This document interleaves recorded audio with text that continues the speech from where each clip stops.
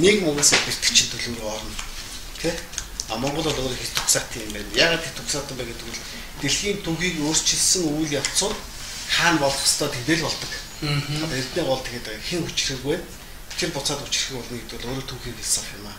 Тэгэл дандаа юм болох юм бол одоо Сир дандаа нэг төв болж идэг тий. За Египт дандаа төв болж. Ирак, Багдад дандаа төв болно. Гадар дундад нэгсэн хойд хэрэг дандаа төв. Грек дандаа төв болно. Тий.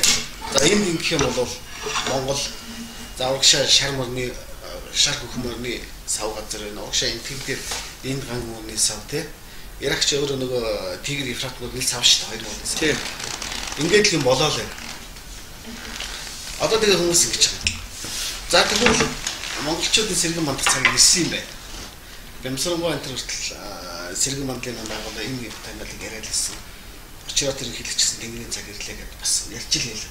Ерөнхий мэдрэмжүүд орж ирээд байна л дээ. Гэхдээ тэгээ бид нар яаж хүчрэх болох вэ гэдэг нэг тийм асуулт одоо бидэрт байн бод байгаа. Яг л монголчууд бид нар дараа, бид нар буурай, бид нар 300 жил колонд явсан, бид нар их чадахгүй гэсэн нэг ерөнхий тийм юутай болчлаа шүү дээ.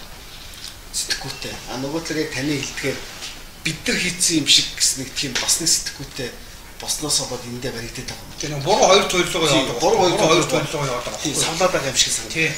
Тэн дээрээ бодоод үзэхэд 13 дугаар зуунд 250 мянган монголчууд за бурхан алдааныг таарад энэ он мөрний саваар эсэлцэн хүмүүс шүү дээ. Энэ хүмүүс бол хоринсон алтан улс за тэгээ тэр Багдадыг сүтгэх тийм том хүчээр энэ дэлхийг төгнүүлэх гэж босно гэж зүтлээчгүй л баг.